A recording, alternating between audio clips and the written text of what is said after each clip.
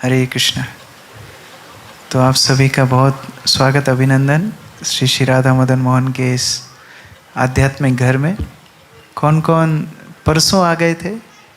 परसों कौन कौन आ गए थे? ओके। कल कौन कौन आए थे? और आज गरम गरम कौन आए हैं? ओके। तो बहुत बहुत अभिनंदन, आप लोग इस कैंप में, आध्यात्मिक कैंप में भाग ले रहे हैं। बहुत भाग्यशाली हैं। हमारे आध्यात्मिक जीवन की शुरुआत भी ऐसे ही एक कैंप से हुई थी। तो हम तो छोटे थे, तो घर पे बता के आए थे कि गर्मी का टाइम है, स्विमिंग सीखने जा रहे हैं उज्जैन।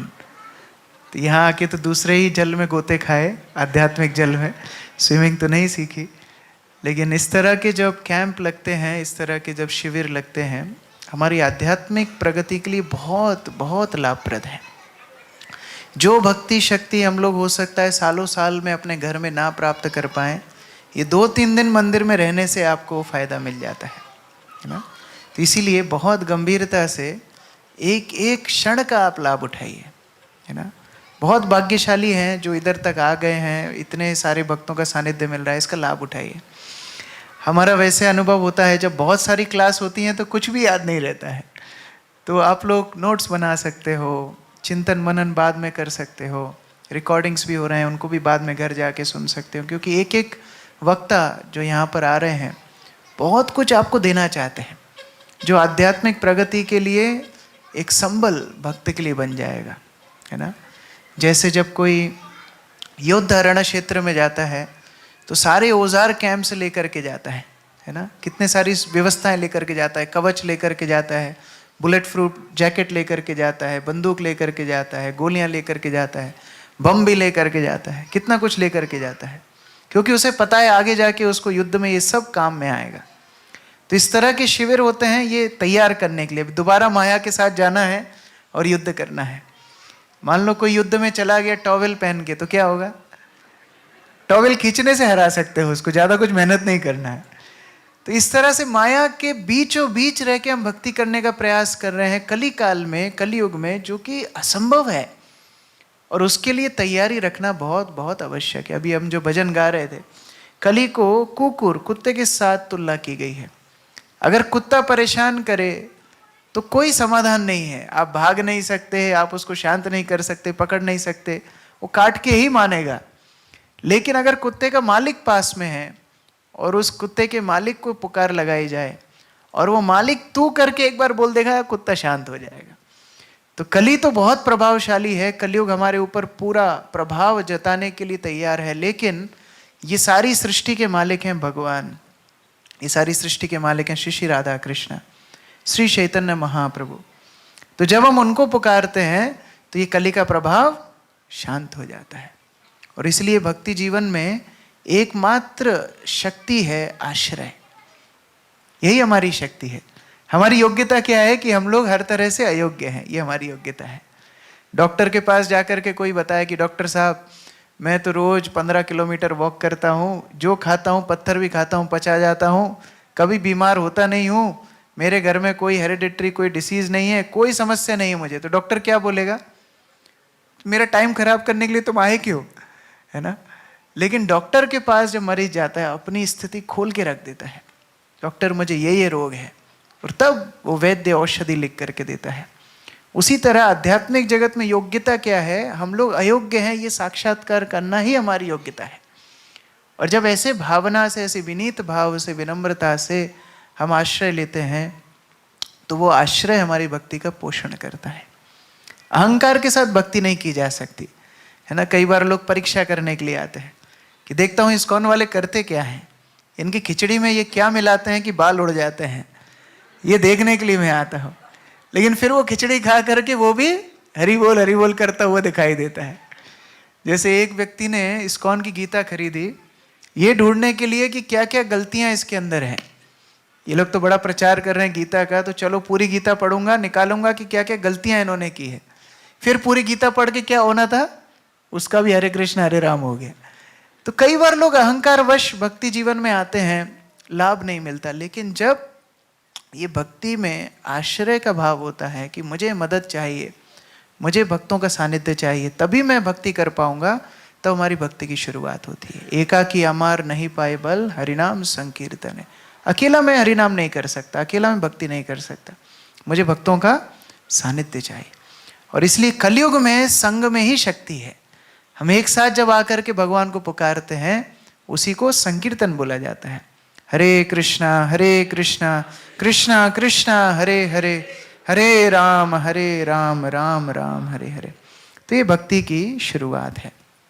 और इसीलिए हम लोग जब भक्ति में आते हैं, बहुत तीव्रता से भक्ति में अपने आप को लगाना चाहिए। ये एकमात्र भरोसा है, only hope for the world. एक ही आशा है, ये हरिनाम संकीर्तन, ये भगवान की भक्ति, एकमात्र आशा है, बाकी सब निराशा है। तो इसीलिए आकर के जब हम लोग एक साथ मिलते हैं, भक्ति में और गंभीर कैसे होना, ये चर्चाएं करनी चाहिए। कई लोग कई चीज़ें कैंप से लेकर के जाएंगे। जैसे हमारे गुना से कुछ बहुत पहले की बात है, लगभग 15-18 साल पहले, पहली बार जब कुछ गृहस्थ लोग आए थे, तो कैंप हुआ, वापस गुना गए, तो हमने उनको पूछा कि क्या सीख के आए। बोले एक चीज़ सीख के आए, आपके मंदिर में पकौड़ा किसी भी चीज़ का बना देते हैं, ये सीख के आए। हम घर में आलू गिलकी तक ही रह गए थे, ये तो हर चीज़ को तल के पकौड़ा बना देते हैं। मैंने कहा वाह, क्या सीखा, तो भी क्या सीखा। दूसरे को बोला नहीं, आपके गुलाब जामुन का साइज बड़ा होता है, हम लोग छोटे बनाते थे, बड़ा सीख करके जा रहे हैं। तो कई लोग कई चीजें लेकर के जाएंगे, लेकिन जो गंभीर होंगे वो भक्ति में प्रगाढ़ प्रगति की इच्छा लेकर के जाएंगे। तीव्रेन भक्ति योगेन जजते पुरुषम परम, ये भाव होना चाहिए। अकामो सर्व कामो वा मोक्ष कामो दारधि। कोई हो सकता है एकदम निष्काम भाव से आया हो कि मैं तो केवल भगवान की भक्ति करना चाहता हूँ। कोई हो सकता है बहुत सारी कामनाओं के साथ आया हो। कई बार कुछ एजेंट आ जाते हैं, LIC एजेंट, इंश्योरेंस एजेंट, सोचते हैं कैंप में कोई 200-500 LIC की मेरी पॉलिसी हो जाए तो बढ़िया खर्चा निकल जाए। तो बहुत सारे लोग बहुत भावना से आ सकते हैं। काम सर्व कामो वा मोक्ष कामो दारधि, कोई मोक्ष प्राप्त करने के लिए आ सकता है, लेकिन तीव्रेन भक्ति योगेन जजते पुरुषम परम। जो भी भावना हो, एकमात्र समाधान है भक्ति। भक्ति वो टिकट है जिसके बिना ये आध्यात्मिक गाड़ी में सफर नहीं कर सकते। ज्ञान से नहीं, कर्म से नहीं, अहंकार से नहीं, केवल भक्ति से। और इसलिए हम लोग आज जो विषय चर्चा कर रहे हैं, भक्ति में कैसे अपने नियमों को हम प्रगाढ़ रूप से निष्ठा के साथ पालन कर सकें। कई लोग तो बहुत सारे नियम अपने आप के लिए बांध लेते हैं ना। नए साल में कई लोग बहुत सारे कस्में वादे खाते हैं, और तो और यहाँ बहुत सारे गृहस्थ हैं, शादी के समय पुजारी ने वो क्या बहुत सारे वचन भी दिलाते हैं। किसी को याद भी है? अभी नहीं याद है। क्यों? क्योंकि वास्तव में जब नियम लेने की बारी आती है तो बहुत उत्साह होता है, लेकिन फिर बाद में पालन करने के लिए बहुत मुश्किल होती है। और इसीलिए सबसे पहली चीज हम लोगों को देखना है कि कृष्ण भावनामृत कितनी दुर्लभ है। ये विचार सबसे पहले करना चाहिए।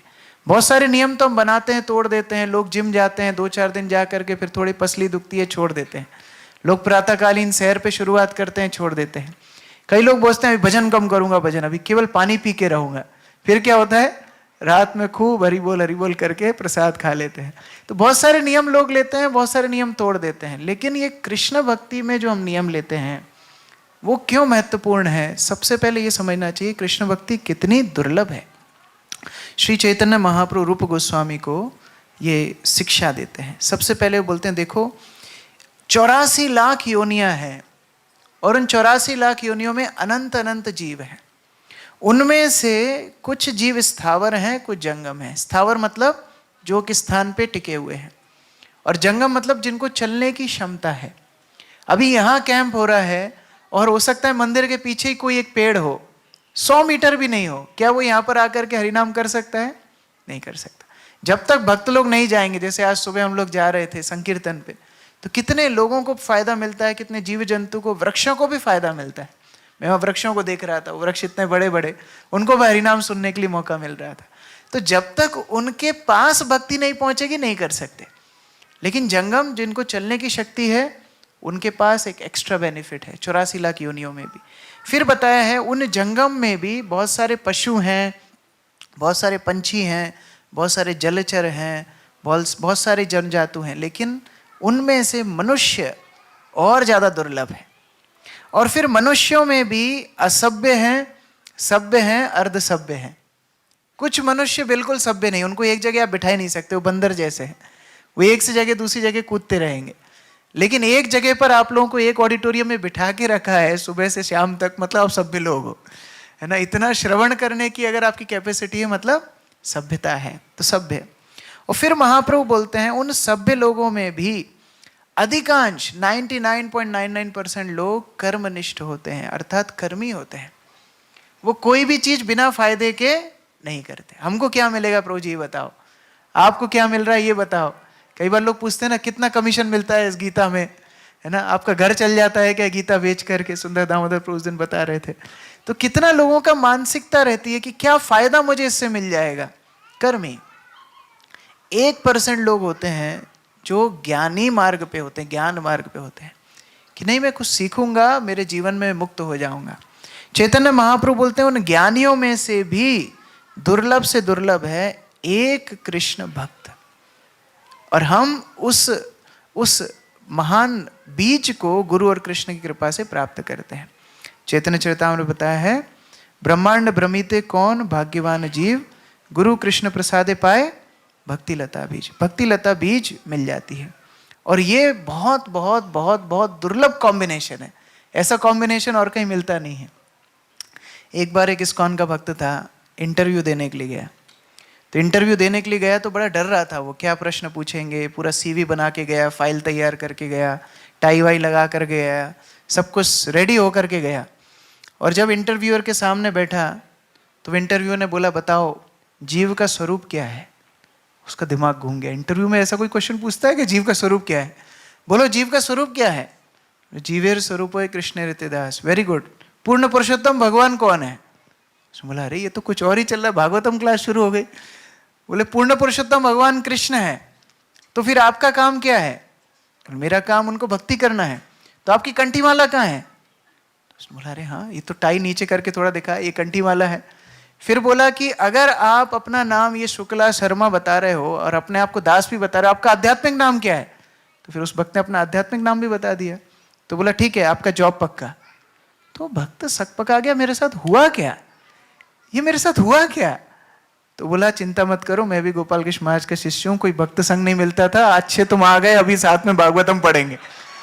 बहुत दुर्लभ है। ब्रह्मांड भ्रमिते कौन भाग्यवान जीव, गुरु कृष्ण प्रसादे पाए भक्ति लता। बहुत दुर्लभ है कि भक्ति का बीज मिल जाए और वो भक्ति का आश्रय लेकर के कोई भक्ति कर पाए। नहीं तो भक्ति में रुचि बहुत दुर्लभ होती है। अभी इसमें देखना आप कैसे जो लोग हर तरह से त्रस्त थे, हर तरह से भौतिक व्यसनों में डूबे हुए थे, उनको भक्ति मिलने से कितना आनंद आता है। ये वीडियो बहुत सुंदर है, आप लोग देखना। प्रभुपाद जी के शिष्य लोग एक साथ कीर्तन कर रहे हैं। हरे कृष्णा कृष्णा कृष्णा हरे हरे, हरे राम राम राम हरे हरे, हरे कृष्णा कृष्णा कृष्णा हरे हरे, हरे Ram Krishna has kindly provided everything necessary for a happy life. In gratitude, the devotees offer the gifts of the bountiful earth back to him and chant his transcendental name.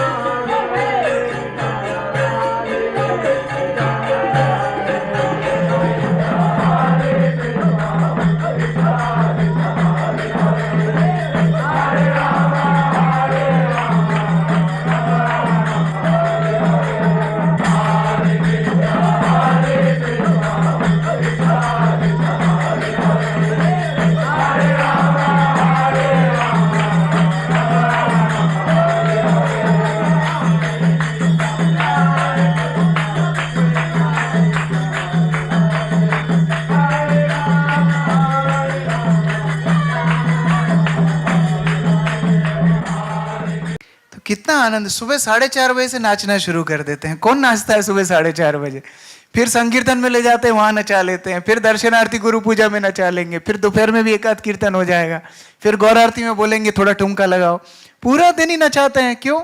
ये आनंद का मार्ग है। भगवान बोलते हैं सबसे बुद्धिमान व्यक्ति कौन है, जो उनकी भक्ति में हमेशा लगा रहता है। आप पीछे दोहराइए। सततम कीर्तयन्तो माम यतन्तश्च दृढ़व्रता नमयन्तश्च माम भक्त्या नित्ययुक्त उपासते। भगवान बोल रहे हैं क्या करना है, सरल है। मनुष्य जीवन की सफलता क्या है श्लोक में बता रहे हैं। सततम कीर्तयन्तो माम, हमेशा भगवान के नाम का जप करना है, भगवान के नाम का कीर्तन करना है। यतन्तश्च दृढ़व्रता, दृढ़ता के साथ भगवान की भक्ति भजन सेवा करना है। नमयन्तश्च, भगवान को नमन करना है, नमस्कार करना है। और इस भक्ति के साथ नित्य रूप से भगवान के साथ जुड़ जाना है। लेकिन हमारे लिए ये भी संभव नहीं होता। हम जगत में देखते हैं कैसे लोग दुखी हैं, पिटाई खा रहे हैं, और हम यहाँ भक्त लोगों को नाचते हुए देखते हैं, आनंदित देखते हैं, फिर भी भक्ति करने की निष्ठा हमारे अंदर नहीं है। कहावत भी है ना कि राम भजन में आलसी, खाने में उस्ताद। हमारे भक्तों ने एक बहुत अच्छी वीडियो बनाई है, आप लोग देखिए।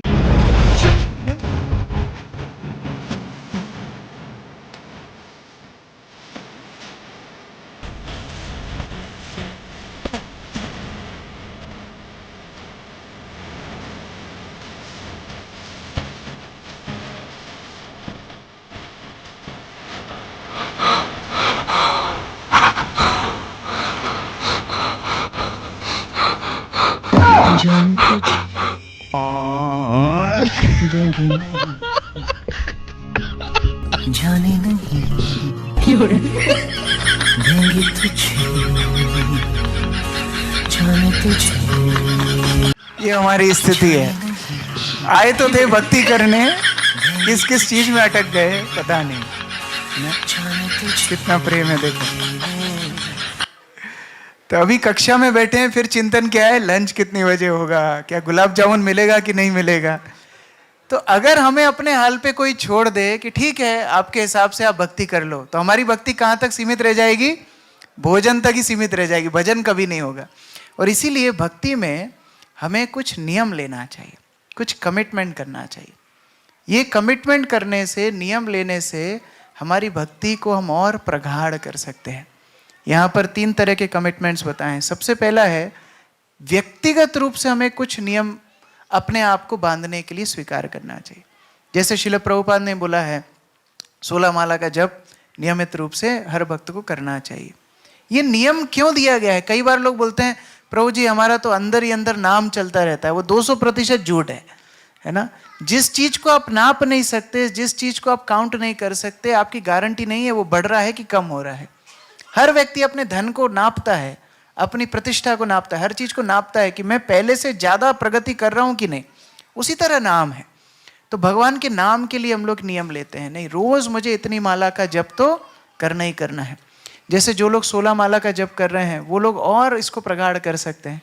जो अभी तक 16 माला तक नहीं आए, अभी कैंप में आप शुरुआत कर सकते हो, तो लाइफ लॉन्ग याद रहेगा कि हाँ ऐसा एक कैंप हुआ था, वहां से मैंने 16 माला का जप शुरू किया। और देखो इस्कॉन में जितना आप आगे बढ़ोगे, भक्त लोग ये नहीं पूछते कि कब आप इस्कॉन में आए, वो ये पूछते तुमने 16 माला कब शुरू किया। तो आपको दुख होगा, अरे 2-4 महीने पहले कर लेता तो थोड़ा मैं सीनियर भक्त ज्यादा कहलाता था, अभी भी जूनियर कहलाऊंगा। तो जल्दी जल्दी उस स्तर तक आना चाहिए। व्यक्तिगत रूप से भक्त लोग ये भी नियम लेते हैं कि प्रभुपाद की पुस्तक रोज पढ़ना है।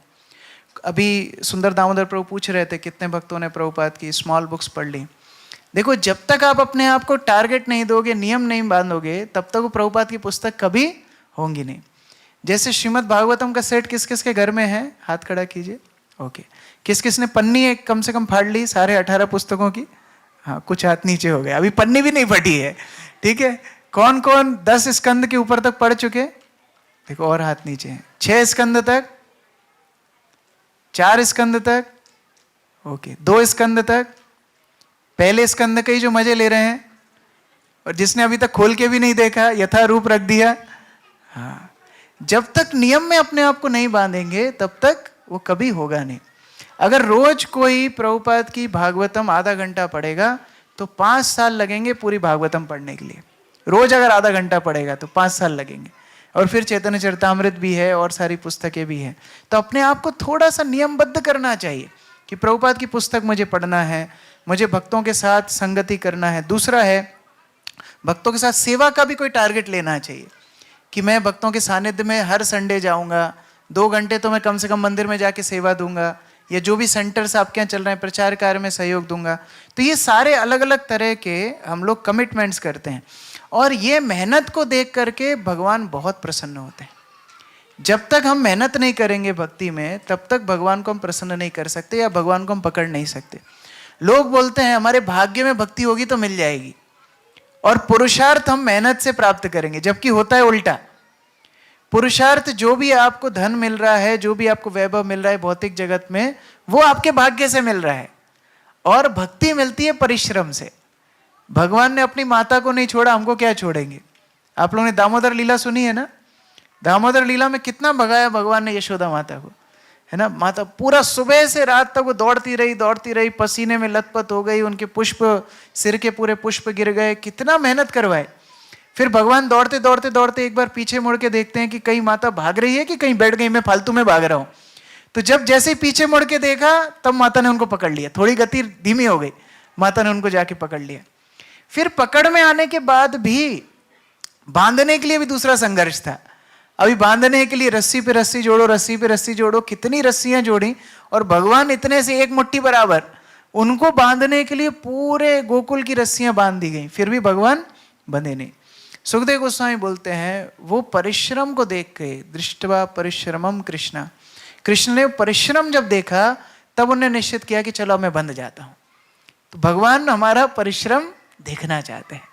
अगर हम उस तरह नियम नहीं लेंगे, परिश्रम नहीं करेंगे, तो भगवान को प्राप्त हम कभी नहीं कर पाएंगे। 2 लोग भगवान को कभी प्राप्त नहीं कर पाते, एक है लेजी, एक है क्रेजी। लेजी मतलब जो आलसी है वो भगवान को कभी प्राप्त नहीं कर पाएगा, और दूसरा है क्रेजी। क्रेजी मतलब आज ये मंदिर जाएगा, कल वो मंदिर जाएगा, ये पुस्तक, कल वो पुस्तक, आज हरे कृष्णा, कल को दूसरा मंत्र, जो इधर उधर भागता रहेगा, वो भी भगवान को ही प्राप्त नहीं करेगा। भगवान को प्राप्त करने के लिए एक निष्ठा चाहिए। अब शुरुआत में तो बहुत होती है। हम लोग देखते हैं, जब हम गुरु महाराज के साथ भी थे, दीक्षा अनुष्ठान होता था, तो उस समय पे नियम लिया जाता है कि मैं आजीवन 16 माला का जप करूंगा।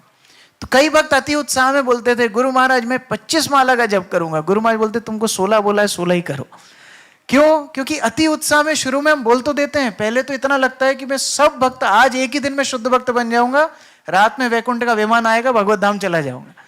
लेकिन फिर धीरे धीरे वो उत्साह कम होने लगता है। लेकिन होना चाहिए उल्टा, भक्ति में उत्साह दिनों दिन बढ़ना चाहिए। आज आप थोड़ा कर रहे थे, कल को और बढ़ाना है। जैसे छोटा बच्चा जब जन्म लेता है, उसका हर माता का दूध होता है, थोड़ा और बड़ा होता है, हम लोग दाल का पानी, दलिया वलिया, थोड़ा बहुत कुछ खिला देते हैं। अभी जवान हो गया, एकदम युवा हो गया, अब उसको भरपेट पूरा भोजन चाहिए। उसी तरह हमारी भक्ति भी क्रमशः बढ़ती है। 1 साल भक्ति में हो गए, 2 साल हो गए, 5 साल हो गए, 15 साल हो गए। आप विचार करो, कोई कोई भक्त को 20 साल हो गए। अभी 20 साल का लड़का कितना भोजन खाता है? क्या उस अनुपात में हमारी भक्ति हो रही है? नहीं हो रही है। तो वो भक्ति को दिनों दिन बढ़ना चाहिए।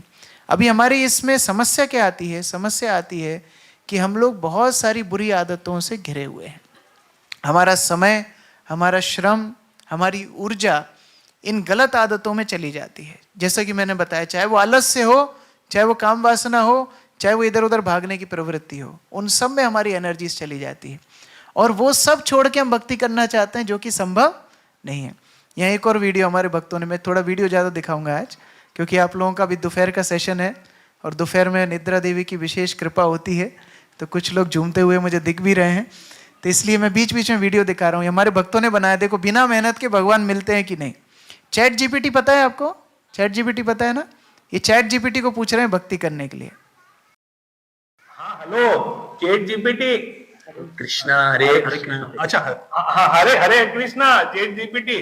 अरे भगवान श्री कृष्ण को 21 दिन में कैसे प्राप्त करें? 21 दिन? तो कितना बोल? 10 दिन। अरे क्या कर, एक दिन, एक दिन में कैसे प्राप्त करूं? और कम से कम 10 माला करनी पड़े। तो कितनी? 4 माला।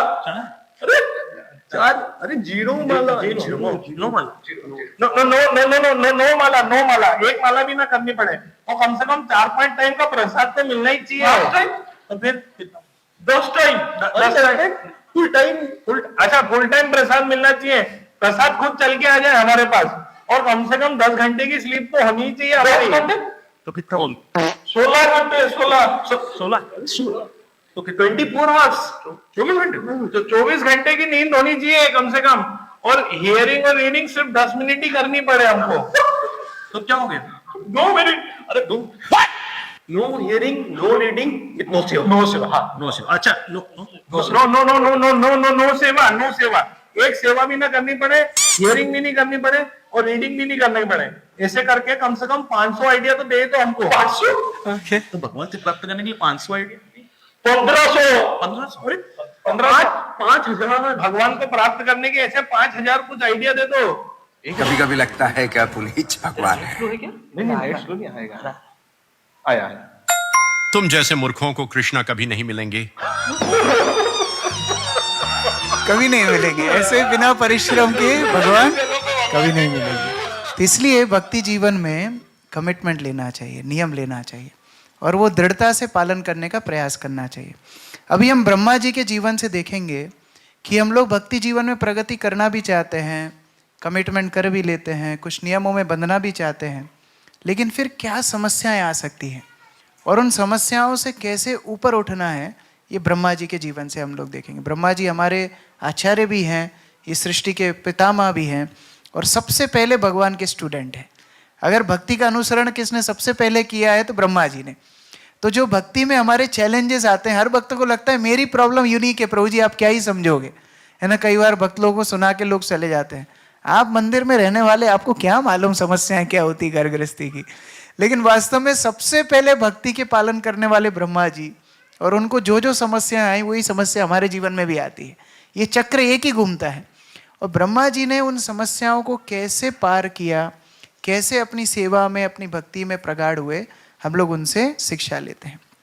सबसे पहले ब्रह्मा जी चाहते थे सृष्टि हो, बहुत सारे ग्रह बने, बहुत सारे जीव जंतु उसमें अपने अपने योनियों में जाएं, सृष्टि चले, बढ़े, प्रजा बढ़े, सारे व्यवस्थाएं बने, वर्णाश्रम का पालन हो, सब करना चाहते थे। सबसे पहले क्या बन गया ब्रह्मा जी से? सबसे पहले ब्रह्मा जी से अविद्या बन गई। अविद्या मतलब आप समझते हो? अज्ञान। अभी कोई सिटी कोई बनाएगा, सबसे पहले पागल खाना कौन बनाएगा? लेकिन वास्तव में बन गया ब्रह्मा जी से अविद्या सबसे पहले। और अविद्या जैसे ही बनी, ब्रह्मा जी सोचने लगे अरे मैं तो सृष्टि बनाना चाह रहा था, ये अविद्या बन गई, अब लोग तो सोते ही रहेंगे। वास्तव में भौतिक जगत में जीव तब तक रह ही नहीं सकता जब तक वो अविद्या में ना फंसा हो। क्योंकि भौतिक जगत है क्या? भौतिक जगत एक मोह का एक केवल प्रदर्शन है, एक स्वप्न मात्र है। आप में से कौन कौन थिएटर में मूवी देखने गए हैं? अभी भक्ति में आने के बाद मत बताना, पहले का बताना। कौन कौन गए हैं? हाँ, मूवी जब चलाते हैं थिएटर में तो कैसे रहता है? लाइट लगी रहती है, बड़े बड़े झूमर लगे होते हैं, ऐसा ही होता है ना। कब मूवी दिखाते हैं, कैसे दिखाते हैं? अंधेरे में। अंधेरा क्यों कायम रखते हैं वहां? क्यों अंधेरा रखते हैं वहां? हाँ, फोकस के लिए नहीं, ध्यान पर्दे पे रहे, चित्र पे रहे। और एक कारण और है, वेरी गुड, खुद को आपको भूलना पड़ेगा तभी आप मूवी में घुसोगे। आप जब तक अपने आप को नहीं भूलोगे तब तक आपको वो शाहरुख खान का दुख आपका दुख नहीं लगेगा। लोग रोते हैं ना वहां पर, उनको पता है 100% नौटंकी चल रही है, फिर भी वहां पर कुछ सीन आ जाता है, वो भी एक पड़ोसी को घुसा मार देते हैं। देखा आपने? वो भी रोने लगता है। लोग रोते हैं, वहां जो रो रहा है आप भी रोने लगते हैं, वो मुस्कुरा रहे हैं, वो नौटंकी कर रहे हैं, आप भी हंसने लगते हैं। तो क्यों? क्योंकि अपने आप को भूल गए। अच्छा, वो सिनेमा घर में कोई बीच में लाइट ऑन कर दे तो क्या होता है? लोग चिल्लाने लगते हैं, हमको अंधेरे में रहना था, तुमने क्यों प्रकाश में लेकर के आ गए। उसी तरह भक्त लोग जब प्रचार करते हैं ना, लोगों को बड़ा बुरा लगता है। अरे अविद्या से सृष्टि शुरू हुई, अविद्या से शुरुआत हुई, आपने हमको फिर जगा दिया। ब्रह्मा जी सोचने लगे अरे मैं बनाना चाह रहा था कुछ और, बन कुछ और गया। वास्तव में इसी तरह भक्ति जीवन में जब हम लोग कुछ नियमावली का पालन करते हैं, साधना करते हैं, हमको बोला क्या जाता है? Chant Hare Krishna and be happy, जप करो और सदा सुखी रहो। फिर वो जप करने में ही हमारे रोने निकलने शुरू होते हैं। जो हम अपेक्षा से भक्ति शुरू करते हैं, कई बार वो अपेक्षा सटीक बैठती नहीं है। जैसे एक बार एक पत्नी ने पति को बोला कि देखो मैं आज ना आपके लिए गरम गरम सांभर बनाऊंगी। तो पति ने बोला देखो तुम बना पहले रहो, नाम बाद में हम रख लेंगे, क्योंकि तुम बनाती कुछ और हो, बोलती कुछ और हो, नाम हम बाद में रख लेंगे। तो उसी तरह ब्रह्मा जी को यह साक्षात्कार हो गया कि वो प्रधान सृष्टा नहीं है, भगवान की इच्छा से ही सृष्टि होती है। कोई को अगर ये अहंकार आने लगे कि मैं सृष्टा हूं, मैं करता हूं, मैं अपने बल पर भगवान को प्राप्त कर लूंगा, तो वो कभी प्राप्त भगवान को नहीं कर पाएगा। और ये सबसे बड़ी, सबसे पहली शिक्षा ब्रह्मा जी हमें दे रहे हैं। जो वो चाहते थे वो बना नहीं, और फिर भी अपनी सेवा को उन्होंने सुचारू रखा। आप कल्पना करो, यहाँ पर कौन कौन सी माताएं जो स्वेटर बुनना जानती हैं? स्वेटर बुनना, टोपे बुनना, ये सब बुनना जानती हैं? ओके। कई बार स्वेटर बुनते बुनते गलत हो जाती, फिर क्या करना पड़ता है? उधेड़ना पड़ता है। उसको बोलते हैं उधेड़ बुन। हम लोग कहावत में बोलते हैं ना, उलझन में हूं मैं, उधेड़ बुन में लगा हुआ हूं। उधेड़ बुन क्या होता है? गलत सिल दिया, निकाल करके दोबारा सिलना है। ब्रह्मा जी उधेड़ बुन में ही लगे हैं। एक दिन सृष्टि करते हैं, रात में सृष्टि फिर प्रलय हो जाती है, फिर सुबह फिर सृष्टि करते हैं, रात में फिर प्रलय हो जाती है। अगर कोई चीज को बार बार बनाया जा रहा है और बार बार वो मिटाई जा रही है, इसका मतलब क्या है? इसका मतलब क्या है? हाँ, अभी तक वो सृष्टि सही बनी ही नहीं है, और वो गलत सृष्टि में, अपूर्ण सृष्टि में हम लोग प्रयास कर रहे हैं कि हम लोग प्रसन्न हो जाएंगे। क्या हो सकते हैं? कभी नहीं हो सकते। इसलिए भक्ति जीवन में जब हम लोग प्रयास करते हैं आगे बढ़ने का, सबसे पहले अपेक्षा करके ही रखना चाहिए कि हमारी इच्छा के अनुसार सब कुछ नहीं होगा। कई बार लोग भक्ति जीवन में आते हैं, उनकी अपेक्षाएं बहुत बड़ी बड़ी होती हैं। गौर गोपाल प्रो को देखते हैं, अमोघ लीला प्रो को देखते हैं, लगता है अभी तीसरा मैं ही हूं, अभी मैं ही जाने वाला हूं टीवी में। फिर वो अपेक्षाएं बाद में सुचारू चलती नहीं है। जैसे एक नया भक्त मंदिर में ज्वाइन किया, तो टेम्पल कमांडर जो थे उनको सारी सेवाएं दिखा रहे थे। तो उन्होंने दिखाया कि देखो ये हमारा किचन है, यहाँ पर आप सब्जी काट सकते हो, सेवा कर सकते हो कुकिंग की, ये हमारी फूल मालाएं बनाने की सेवा है, ये हमारे विग्रहों की सेवा है, ये हमारा गोडाउन है, बहुत सारी सेवा, पुस्तक वितरण है, ये संकीर्तन बस है, सब दिखाया। वो बोल रहा था हाँ अच्छा है, अच्छा है, अच्छा है। फिर एक कमरे में उसने देखा एक भक्त प्रवचन कर रहा है, बाकी लोग सुन रहे हैं। उछल के बोला ये सेवा मुझे करनी है, ये सेवा सबसे बढ़िया है, माइक लो और बोलना शुरू कर दो बस। तो हर व्यक्ति को लगता है कि मैं बहुत बड़ा कुछ कर लूंगा, लेकिन ब्रह्मा जी अपने उदाहरण समझा रहे हैं, सबसे पहले हमारी अपेक्षा टूटती है जब हम भक्ति जीवन में आते हैं। हमारा भ्रम टूटता है कि हम बहुत महान हैं, और इसीलिए भक्ति जीवन में प्रवेश करने के लिए विनम्रता बहुत आवश्यक है। नियम आप लीजिए, लेकिन नियम के साथ ये भी हमेशा साक्षात्कार होना चाहिए कि वो नियम पालन करने की शक्ति भगवान से आएगी। हमारी शक्ति से हम भगवान को प्राप्त नहीं कर सकते। और ब्रह्मा जी ने वही किया। ब्रह्मा जी ने क्या किया? ब्रह्मा जी ने भगवान का चिंतन किया, भगवान को प्रार्थना की। हमारा सक्षमता क्या है? हमारे प्रयास के साथ हम भगवान को प्रार्थना करें कि भगवान आप मदद कीजिए मुझे इस नियम को पालन करने के लिए। यहाँ पर भगवत गीता के 17वें अध्याय से बताया गया है कि कैसे कोई भी यज्ञ तामसी होता है, जिसमें विधि नहीं है, विधिहीनम मंत्रहीनम, हर तरह से जो अपूर्ण यज्ञ हो, शास्त्रीय ना हो, वो तामसिक होता है। अभी वास्तविकता में हमारी भक्ति चल कैसी रही है? इसी धारा में चल रही है ना। तो मंत्र ठीक है, एक भक्त की माला अभी चेक की कुछ दिन पहले, तो उनकी माला में 90 मोती निकले 108 की जगह, और वो जप कर रहे हैं कम से कम 15 साल से। अभी सोचिए हमारी स्थिति क्या है। कई बार हम लोग भक्तों को बोलते हैं अपनी चैंटिंग रिकॉर्ड करो, जप रिकॉर्ड करो, और बाद में सुनो। तो जब अपना ही जप रिकॉर्ड करने वाला सुनते हैं, रिकॉर्ड किया हुआ सुनते हैं, उनको आश्चर्य होता है ये कौन सा मंत्र में जप कर रहा था। क्योंकि जप करते करते कभी नींद भी आ जाती है, कभी आइडिया भी आने लगते हैं, कभी लोग लिस्ट भी बनाने लगते हैं, शादी बारात में किस किस को बुलाना है वो सब भी लिस्ट भी बन जाती है जप करते करते। तो सारी चीजें कैसे हो जाती हैं? मतलब हमारे जप में शुद्धता नहीं, श्रवण में शुद्धता नहीं। कई बार भक्त लोग भागवतम क्लास सुन के जाते हैं, फिर बाहर निकलते ही उनको पूछा जाता है कौन से श्लोक पे क्लास थी, सर खुजाने लगते हैं। वो तो 1 घंटा बैठना था, बैठ गया, क्योंकि प्रसाद तभी मिलता है जब क्लास में बैठते हैं, नहीं तो प्रसाद नहीं मिलता। अभी कल ही हमारे एक ब्रह्मचारी बता रहे थे, उनने कुछ भक्तों को पूछा कि आज राधा मदन मोहन ने कौन से कलर की ड्रेस पहनी है। एक भी आंसर नहीं दे पाया। अब यहाँ पूछेंगे तो पता नहीं कितने भक्त बता पाएंगे। एक भी आंसर नहीं दे पाया। अच्छा, उन्हीं के सामने नाचे, उन्हीं के सामने आधा घंटा पूरी आरती अटेंड की, उन्हीं के नाम गुणगान गा रहे हैं, लेकिन उनके वस्त्र तक का ध्यान नहीं है।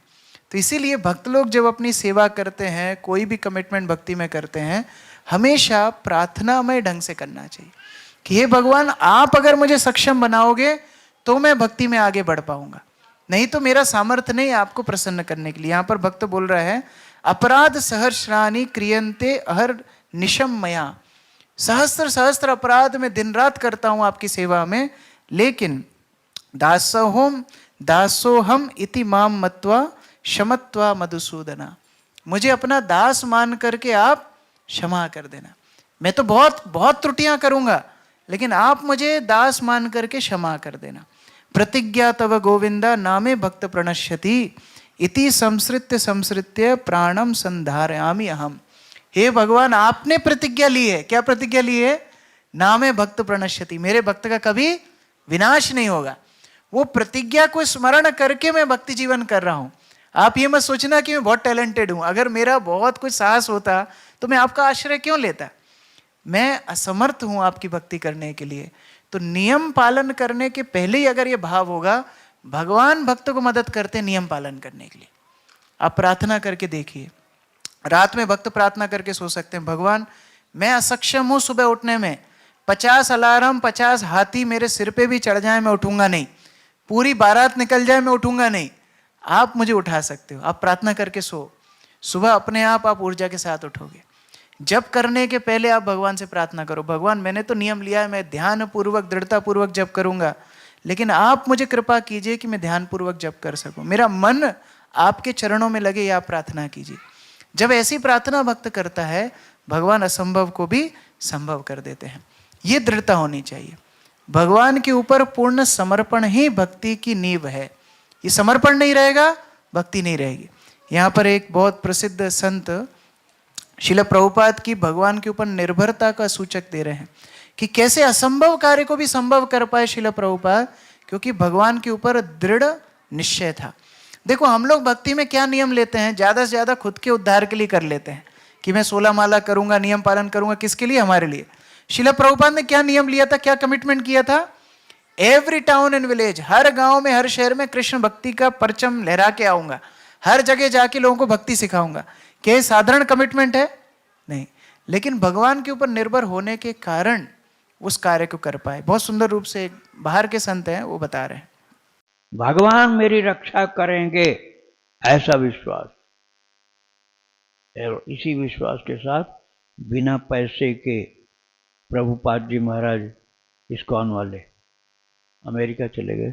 वापसी का किराया नहीं था, न कोई जान पहचान थी।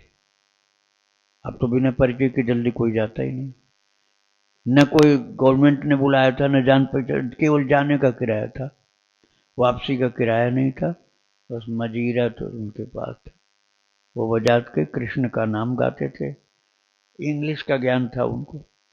तो वहाँ अंग्रेजों ने पूछा, what are you doing, what is this, बस उन्होंने बताना शुरू कर दिया। उसका इतना डिटेल उन्होंने समझाया कि वो उनके पहले सत्संग से ही लोग प्रभावित होने लगे। तो विश्वास था कि हमारे कन्हैया हमारे साथ जा रहे हैं, हमारे प्रभु हमारे हृदय में बैठे जा रहे हैं मेरे साथ, तो मैं जहां भी होऊंगा हर समय प्रभु रक्षिष्यति इति विश्वास। नारद जी ने कहा इस बात को, नारद पांचरात्र में, भगवान मेरी रक्षा करेंगे जो मैं जहां भी होऊंगा। तो इसी विश्वास के सहारे वो अकेले चले गए और महाराज सारी दुनिया में कृष्ण नाम और कृष्ण भक्ति का प्रचार कर दिया। संप्रदाय के लिए नहीं, मैं व्यक्ति विशेष की बात कर रहा हूं। और उनके जीवित अवस्था में उनकी फोटो कल्याण में डाली गई थी भाई जी के द्वारा। इतना उन्होंने रेस्पेक्ट उनका किया कि इतना कोई नाम प्रचार नहीं किया, इतना भक्ति का प्रचार नहीं किया। और देखो ठाकुर जी ने हाथ पर रखा बिल्कुल अपने, कोई भी कहीं नहीं, उनका रिश्तेदार वहां था, सारी दुनिया में मंदिर बना दिया। आज भी नाम गाया जाता है, आज भी कृष्ण भक्ति करते हैं वो लोग। माला उनके हाथ में रहती है, कम से कम 16 माला तो सुबह जप लेते हैं, वो आगे भी जपते हैं।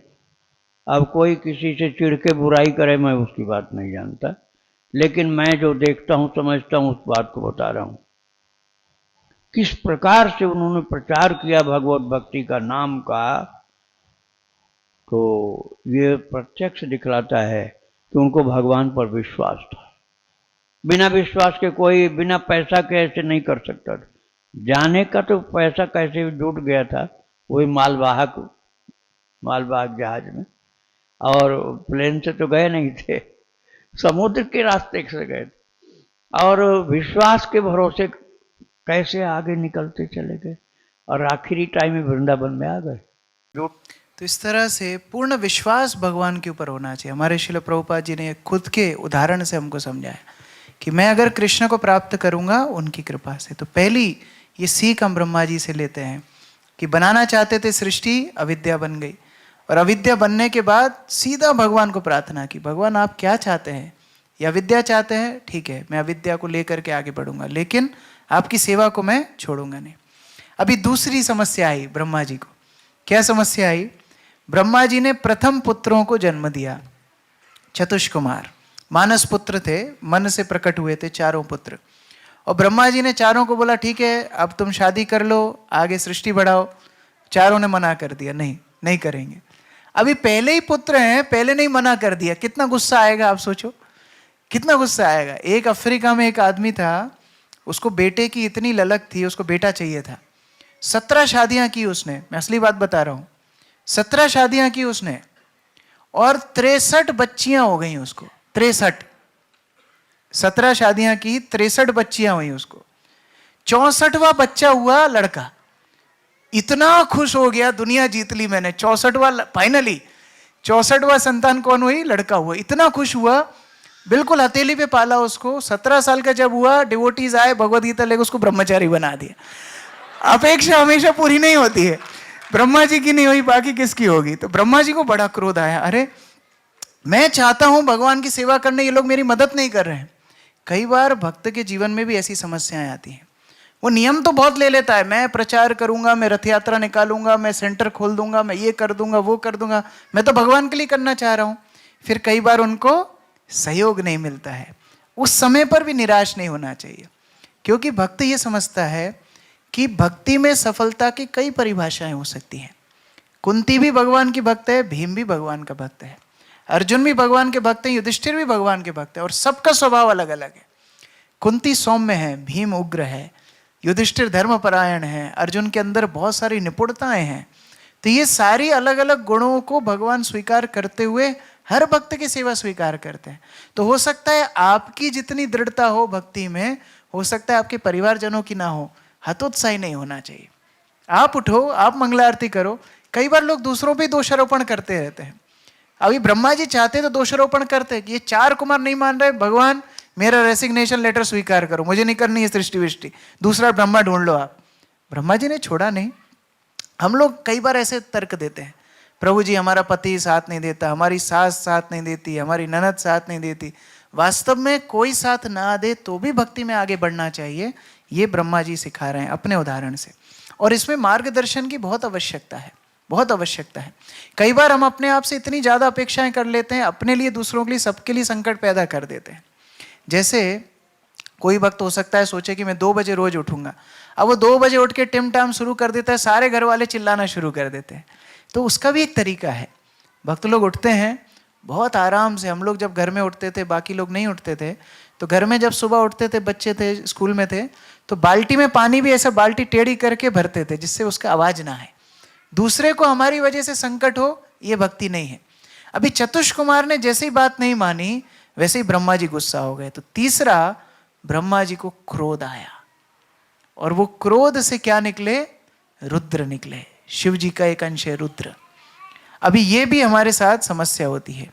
कई बार जब भक्ति जीवन में हमारी प्लानिंग के हिसाब से नहीं होती है चीजें, क्रोध आता है, और क्रोध भक्ति का सहायक नहीं है। अगर आपको क्रोध आ रहा है, आप अपने आप से त्रस्त हो रहे हो, अगर आप प्रसन्न नहीं हो तो आप भक्त नहीं हो। हमारे गुरु महाराज बोलते थे, अगर आप प्रसन्न नहीं हो मतलब आपकी भक्ति में कुछ गड़बड़ चल रही है, कि भक्त मतलब प्रसन्न होना चाहिए। अभी भक्त प्रसन्न नहीं है, कैसे इस दृष्टिकोण को देखे? जितनी भी समस्याएं भक्त के जीवन में आ रही हैं, वो भगवान की कृपा रूप से भक्त को देखना चाहिए। मान लो कोई भक्त चाहता है मैं हर एकादशी निर्जला करूं, है ना, लेकिन उसका स्वास्थ्य साथ नहीं देता। वो मार्गदर्शन ले और एकादशी के दिन कुछ फल फूल आहार कुछ कर ले। भगवान विनम्र बना रहे हैं, नहीं तो क्या होगा? आपकी हो सकता है निर्जला एकादशी आपका अहंकार वर्धन कर दे। कई बार लोग करते हैं ऐसा, खुद निर्जला एकादशी करते हैं, फिर सबको जाके पूछते हैं क्यों? आज आपने पानी तो पिया नहीं होगा, आज आपने फलाहार तो किया नहीं होगा। बेचारा वो शर्म से डूब जाए, वो तो 4 बार फलाहार करके बैठा है। कई बार ऐसा होता है, कोई लोग 64 माला जब करने लगते हैं तो अपना काउंटर सबको दिखाते हैं कि देखो प्रभु जी, मेरी तो अभी 40वीं चल रही है, आपकी 42 तो चल ही रही होगी। फिर वो भक्त को शर्म आने लगती है। वास्तव में भक्त की भावना क्या होनी चाहिए? अगर मेरे अनुकूल भी कोई बात नहीं हो रही है ना, भगवान कृपा करके मुझे विनम्र बना रहे हैं। मान लो अभी हमको आज ही श्री श्री राधा मदन मोहन के साक्षात दर्शन हो जाए ना, हम लोग स्टेटस में डाल देंगे, इतने अहंकारी हो जाएंगे हम, सबको बोलेंगे कि देखो देखो मैं कितना शुद्ध भक्त हूं कि भगवान डायरेक्ट मेरे लिए आ गए। इसलिए भगवान अभी दर्शन नहीं दे रहे हैं, विनम्र रख रहे हैं। कई बार वो एडवर्टाइजमेंट आता है ना, दाग अच्छे हैं, तो उसी तरह कई बार भक्ति में लुढ़कना भी अच्छा होता है। ब्रह्मा जी की बात चतुष कुमार ने नहीं मानी, यहां शिव जी क्रोधवश बाहर आ गए। ब्रह्मा जी को समझ में आ गया मेरे द्वारा स्वतंत्र रूप से सृष्टि होने वाली नहीं है। और ये रुद्र अकेले नहीं आए थे, ये रुद्र इतने भयंकर थे, इतने ज्यादा उग्र थे, जितनी थोड़ी बहुत सृष्टि ब्रह्मा जी ने कही थी उसको भी खाने लगे थे। तो ब्रह्मा जी चिंता में पड़ गए, अब मैं करूं क्या? भक्ति जीवन में ये प्रगाढ़ आश्रय हर स्तर पे लेना पड़ेगा। ये ब्रह्मा जी हमें अपनी शिक्षा से दिखा रहे हैं। बलि महाराज का आप उदाहरण देखिए। बलि महाराज जब पूरे ऐश्वर्य के स्वामी बन गए, सारे लोगों के स्वामी बन गए, वामन देव उनके पास पहुंच गए। छोटे बन के पहुंचे थे, है ना। अच्छा, छोटा बच्चा कुछ मांगता है तो वैसे ही उसके ऊपर कितनी दया आ जाती है। एक छोटी सी बच्ची गई दुकानदार के पास, किराने की दुकान के पास, वो बोलती है अंकल अंकल मैं आपको कैसी लग रही हूँ? छोटी सी बच्ची 5 साल की। तो अंकल का भी दिल एकदम पिघल गया, बेटा तुम बहुत अच्छी लग रही हो, तो क्या आप आपके बेटे की शादी मेरे से कराओगे? और अंकल बोले हाँ हाँ बेटा बिल्कुल, मेरे बेटे की शादी मैं तुमसे ही कराऊंगा, जब तुम बड़ी हो जाओगी मैं तुमसे कराऊंगा। तो मैं आपकी बहू कहलाऊंगी? बोले हाँ बहू। तो बहू को फ्री में चॉकलेट दे दो। अब कैसे मना करे बेचारा, देना ही पड़ेगा। कई बार हमारे भक्त भगवद गीता डिस्ट्रीब्यूट करते हैं, बहुत मुश्किल पड़ती है, लेकिन छोटे छोटे 4 साल के 5 साल के भक्त लोग जाते हैं, उनको बोलते हैं अंकल अंकल भगवद गीता ले लो ना, वो लोग ले लेते हैं। आप ट्राई करके देखो, अंकल अंकल भगवद गीता ले लो ना, बोले टकले जाए यहाँ से, आपके ऊपर वो प्रेम नहीं आएगा, लेकिन बच्चों के ऊपर वो प्रेम आ जाता है। तो उसी प्रकार से बलि महाराज के सामने वामन रूप, छोटे से रूप में भगवान आ गए। बलि महाराज तो सब कुछ, इतनी सुंदरता देख के, इतनी सौम्य वाणी देख के वैसे ही सब कुछ देने के लिए तैयार। और फिर शुक्राचार्य ने बोल दिया देखो ये विष्णु है। तो बलि महाराज को लगा अरे विष्णु है तो इसको तो सब कुछ देना ही चाहिए। नहीं नहीं नहीं नहीं, वामन देव बोलते हैं 3 पग लूंगा, उससे ज्यादा नहीं। स्वार्थ बहुत बुरा होता है। इतना अच्छा प्रवचन दिया वामन देव ने, स्वार्थ बहुत बुरा होता है, आदमी जितना लेता है कम ही पड़ जाता है। मैं तो ब्राह्मण हूँ, संतोषी हूँ, 3 पग भूमि में ही मेरा काम हो जाएगा, उससे ज्यादा मुझे चाहिए नहीं। बलि महाराज समझाते रहे, नहीं समझे। फिर जब संकल्प ले लिया तब वामन देव ने अपना आकार बढ़ाया, और जैसे आकार बढ़ाया अभी 2 पग में सब कुछ नाप लिया, और अभी पाश में बांध लिया बलि को। और बलि को बोल रहे हैं अभी 3रा पग कहाँ रखूं बताओ। भगवान बराबर परीक्षा लेते हैं सबकी। देखो शुरुआत में भक्त लोग कैसे प्रचार करते हैं, सीतानाथपुर ने आपको कैसे प्रचार किया होगा, 1 माला करना है बस, ज्यादा कुछ नहीं करना है। 1 माला, जो आप कर रहे हैं करते रहो, 1 माला करना और कुछ नहीं करना। फिर धीरे धीरे आता है, अभी गीता भी पढ़ो, अभी भागवत सेट भी लो, अभी 16 माला भी करो। आप सुबह नहीं उठते, पतित हो आप लोग, 4 बजे उठना चाहिए। फिर कैंप में भी आओ, यात्रा में भी जाओ, फिर प्रचार भी करो। अभी धीरे धीरे पूरा जीवन ही हमारा इसमें लग गया। उसके बाद भी असंतुष्ट भक्त लोग बोलते हैं तुम लोग बेकार हो, प्रभुपाद के शिष्यों ने कितना प्रचार किया, तुमने कुछ भी नहीं किया। बलि महाराज की तरह हमारी स्थिति हो जाती है। लेकिन बलि महाराज की निष्ठा देखिए, भगवान परीक्षा कर रहे हैं, लेकिन बलि महाराज अपनी कमिटमेंट से दूर नहीं हट रहे हैं। मैंने वचन दे दिया ना, उसको मैं पूरा करूंगा। हमारे गुरु महाराज दीक्षा के समय बोलते थे no matter whatever happens never leave ISKCON. अभी उस समय हमको बोल देते थे, हमको लगता था क्या ही होगा। गुरु महाराज उसका मतलब है चाहे कुछ भी आपके जीवन में हो जाए, आपको प्रभुपाद का आश्रय छोड़ना नहीं है। अभी उस समय क्या लगता है क्या ही होगा हमारे जीवन में, क्या समस्या आएगी, लेकिन फिर समस्याएं आती हैं हर तरह की, शारीरिक रूप से, मानसिक रूप से। परीक्षा हर भक्त की होगी। जो तपेगा नहीं वो भगवत धाम नहीं जाएगा, जिसका शुद्धिकरण नहीं होगा वो भगवत धाम नहीं जाएगा। तो हर भक्त के जीवन में इस तरह तपस्या होगी, हर परीक्षा आएगी। उस परीक्षा में भी अडिग रहना हम ब्रह्मा जी से सीखते हैं। ये बहुत महत्वपूर्ण है। कई बार अच्छे दिनों में मंगला आरती आना, अच्छे दिनों में जप करना सभी कर लेते हैं, लेकिन जिस दिन प्रतिकूल दिन हो उस दिन भी करना, ये आपका कमिटमेंट दिखाता है। और सबसे बड़ी बात, देखो यहाँ इतने लोग बैठे हैं, बाह्य दृष्टि से देखने में लगेगा कि देखो इतने 200 लोग बैठे हैं, 300 लोग बैठे हैं, 400 लोग बैठे हैं, है ना। लेकिन भगवान एकमात्र हैं जो देखते हैं कौन किस स्थिति में बैठा है। ये केवल भगवान जानते हैं। किसके पैर दुख रहे हैं, किसको भूख लग रही है, किसको नींद आ रही है, कौन घर में झगड़ा करके आया है, वो सारी बात केवल भगवान को मालूम है। और यही तो सुंदरता है भक्ति जीवन की, कि एटलीस्ट एक व्यक्ति ऐसा है जो आपकी हर डिटेल जानता है। इसलिए जब हम भगवान के लिए संघर्ष करते हैं, वो इतने कृतज्ञ हो जाते हैं, इतने कृतज्ञ हो जाते हैं कि अपना सब कुछ भक्त को देने के लिए तैयार हो जाते हैं। इसलिए प्रतिकूल स्थितियों में भी अडिग रहना चाहिए, ब्रह्मा जी हमको सिखाते हैं।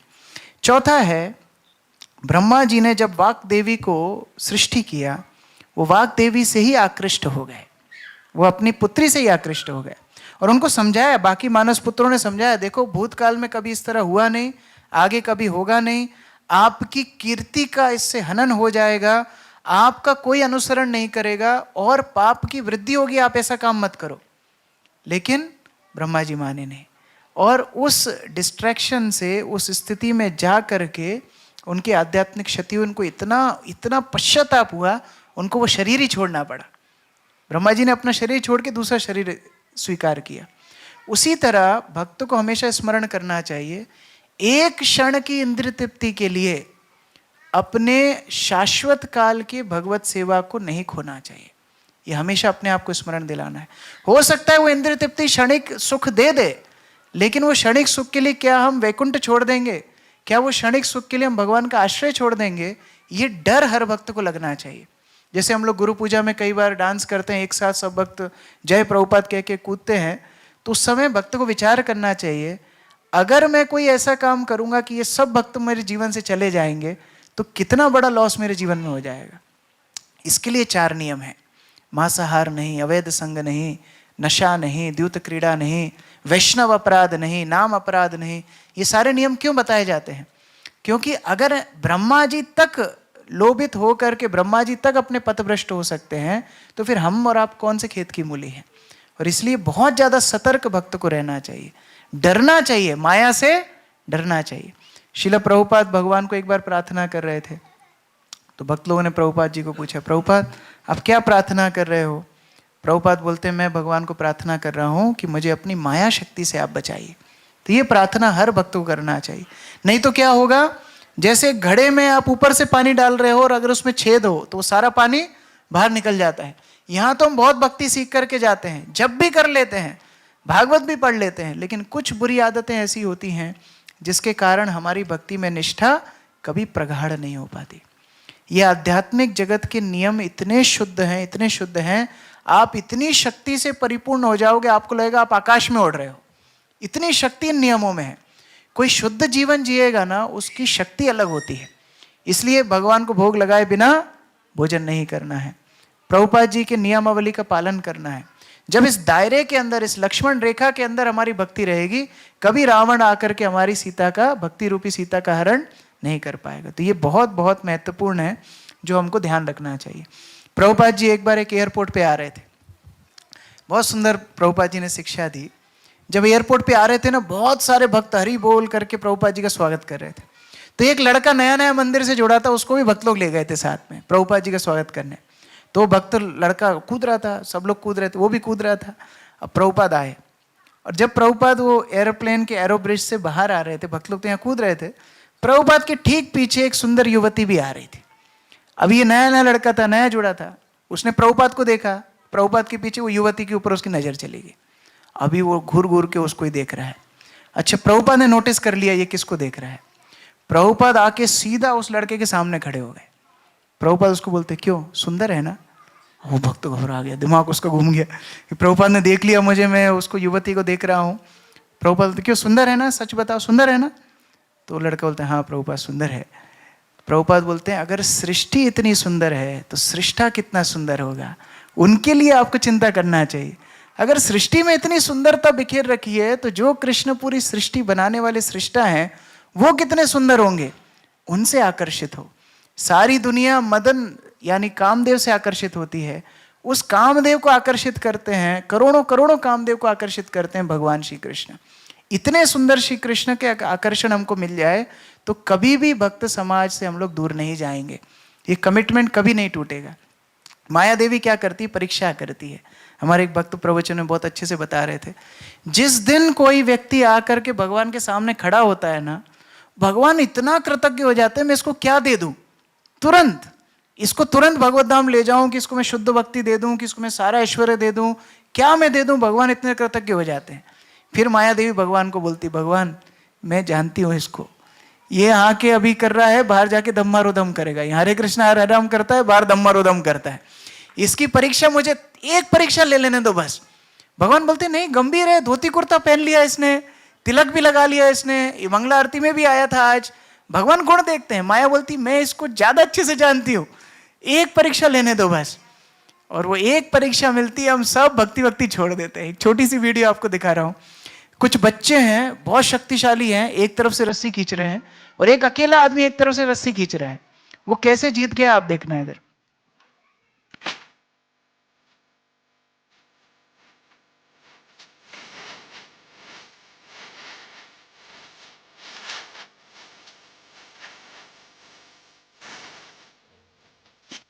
समझ में आया आपको?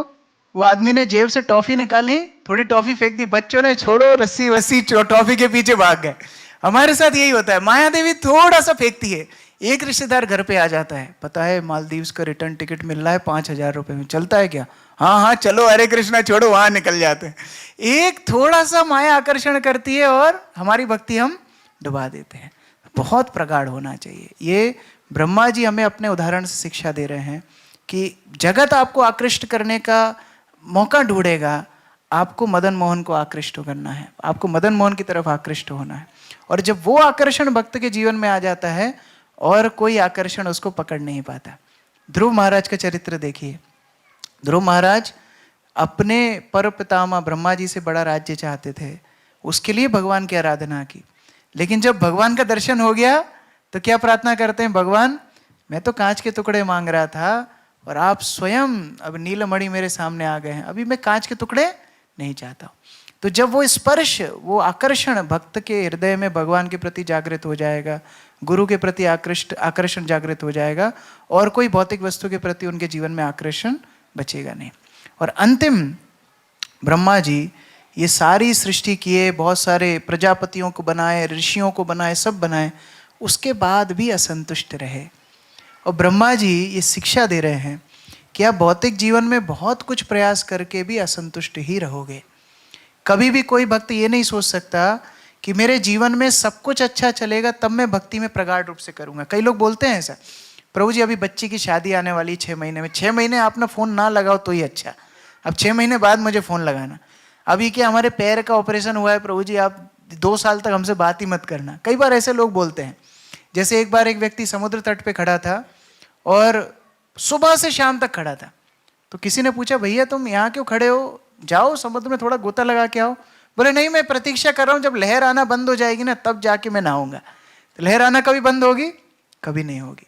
तो हर भक्त को ये समझना है कि ये भौतिक जगत में असंतोष ही मिलेगा, दुखालयम अशाश्वतम, असंतोष ही मिलेगा। अब इसके बीच में मुझे भक्ति करना है, और जब ये भक्ति का स्पर्श भक्ति के जीवन में आएगा तो और कोई आकर्षण उसके जीवन में नहीं आएगा।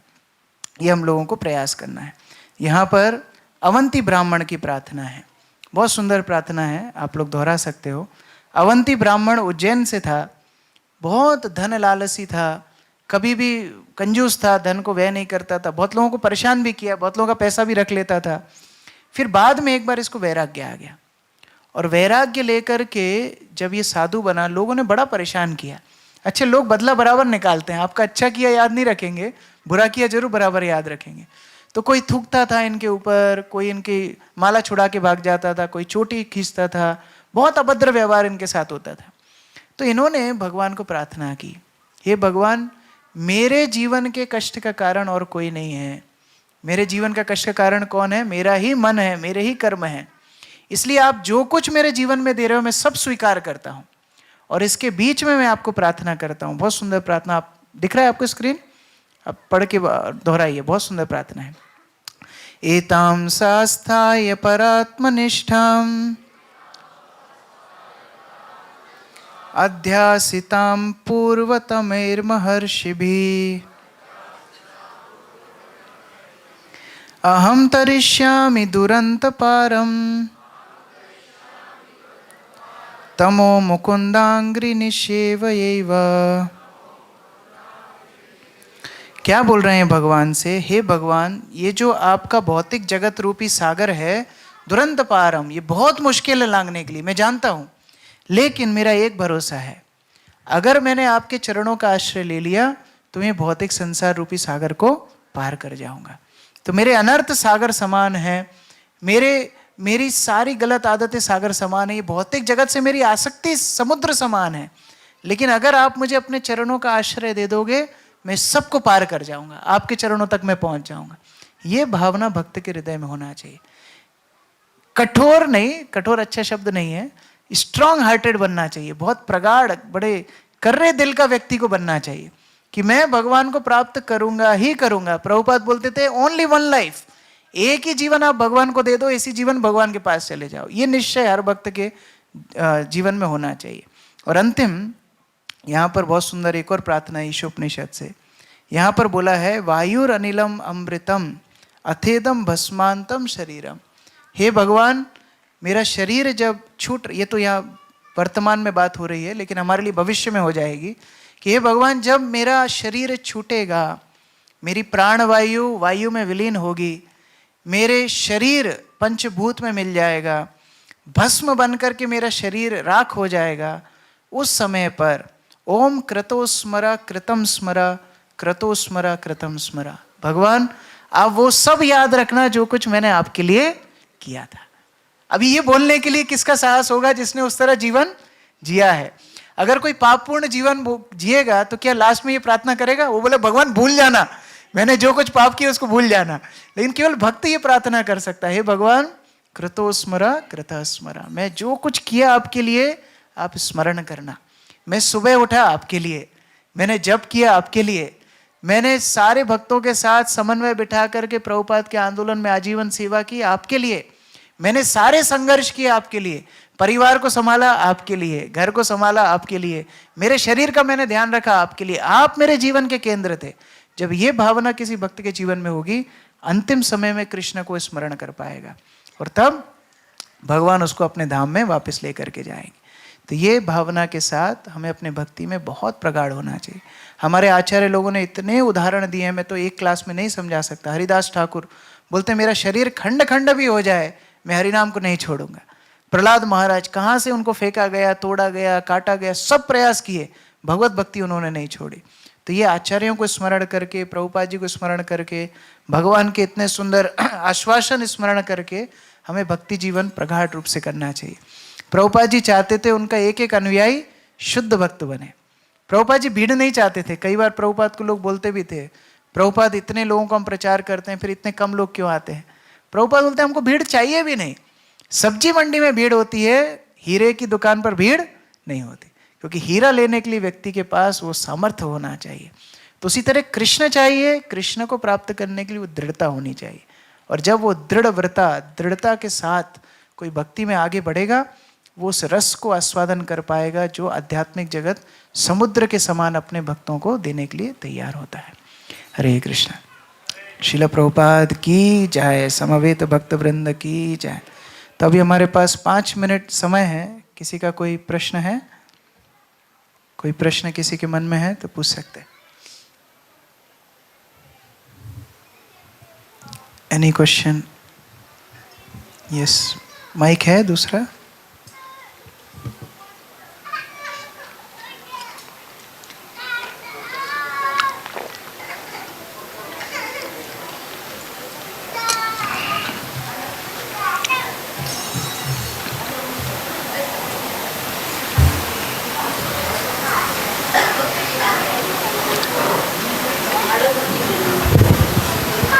हरे कृष्णा प्रभु जी, धन्यवाद आपका। बहुत ही अच्छे से आपने हमें समझाने का प्रयास किया।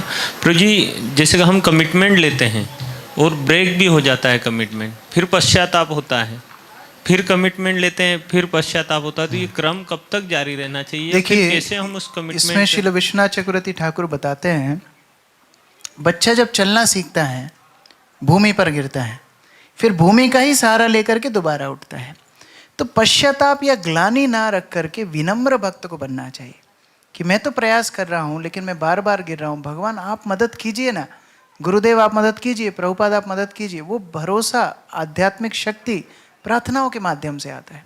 तो हम बार बार गिरते हैं, फिर मार्गदर्शन लेना चाहिए कि भक्तों से पूछें कि प्रभु जी क्या गड़बड़ हो रही है। और जितने वरिष्ठ भक्तों का मार्गदर्शन सानिध्य प्राप्त होगा, भगवान से हम प्रार्थना करेंगे, विनम्रता और बढ़ेगी। देखो ग्लानि भी अहंकार का सूचक है। मैं इतना महान था फिर भी मैं भक्ति नहीं कर पा रहा हूँ, मुझे ग्लानि आ रही है। आप समझ रहे हैं? तो वो भावना भी नेगेटिव है, लेकिन विनम्रता पॉजिटिव क्वालिटी है। जहाँ भक्त सोचता है मेरे सामर्थ्य से नहीं, भगवान की कृपा से ये पथ पे मैं आगे बढ़ूंगा, तो फिर भक्तों ग्लानि नहीं होगी, वो विनम्र बनेगा। वो सोचेगा कम से कम मैं इतना आया, अभी मैं और आगे जाऊंगा, कल मैं और बेहतर करूंगा, परसों मैं और बेहतर करूंगा। ये भावना भक्त के अंदर आती है। और कोई प्रश्न है? माताओं से कोई प्रश्न? माइक दीजिए।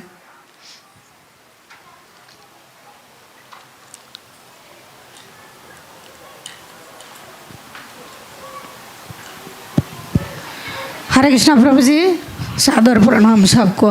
मेरा से एक छोटी सी प्रश्न है प्रभु जी, जैसे आपने बोला हमारा भक्ति के लिए दूसरा को कोई परेशान नहीं होने नहीं देना, लेकिन हम जब हमारा पड़ोस में बहुत सारे ऐसे लोग हैं जो 10 बजे के पहले उठते नहीं है, लेकिन हम जब मंगल आरती करते हैं सुबह ऐसी कोई तो बच जाता है ऐसी, तो क्या होता है हम जब वो करताल बजाते हैं तो टन टन बजाते, कभी प्रभु जी बोलते कि अरे आज तो जोर से बजा देते।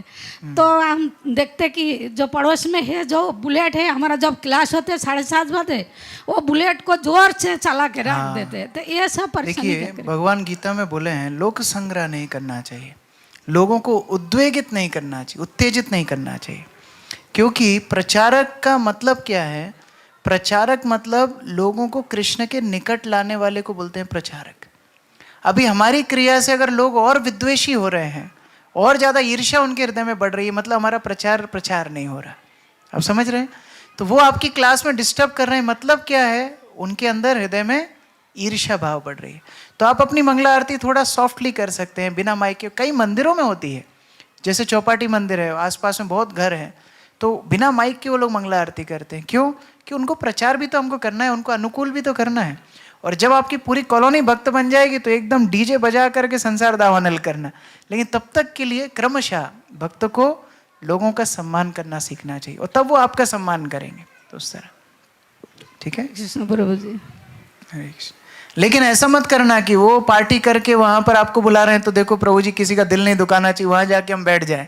तो ऐसा भी नहीं करना है। अपने नियम के लिए कठोर, लेकिन दूसरे के लिए सहिष्णुता, दूसरे के लिए संवेदनशीलता, वो रहना चाहिए।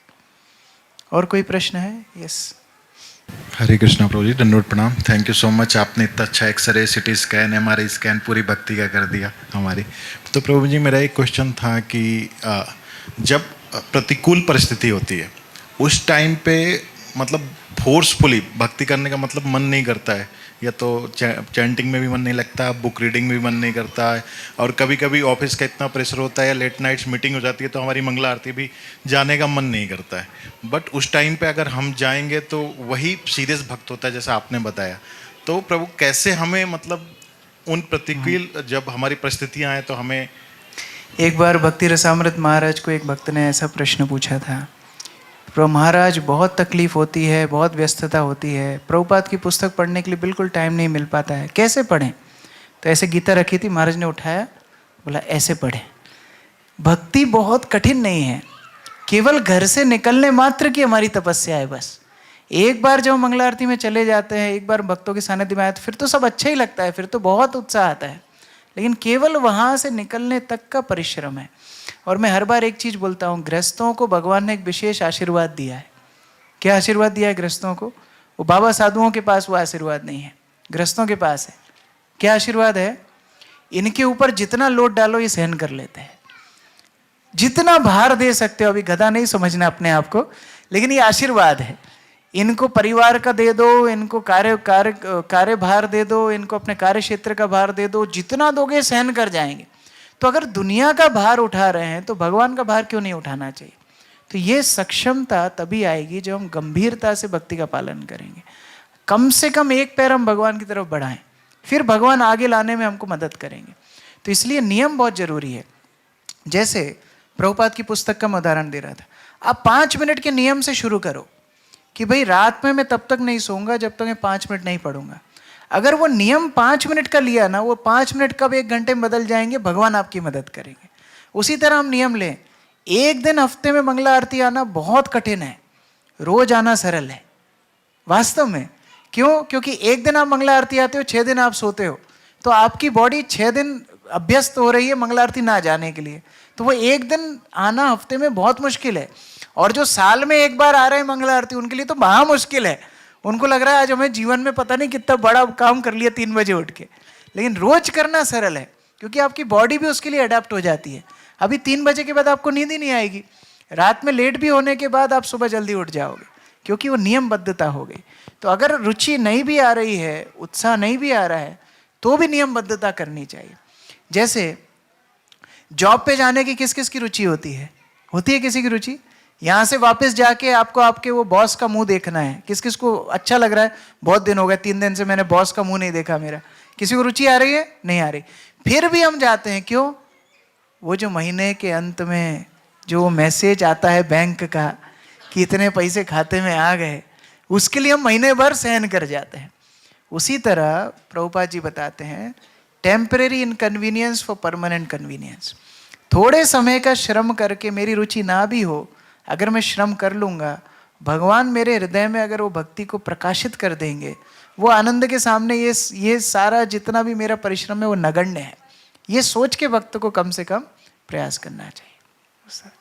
ठीक है, थैंक यू। हरे कृष्ण। श्रील प्रभुपाद की जय, समवेत भक्त वृंद की जय, निताई गौर प्रेमानंदे। हरे भक्त।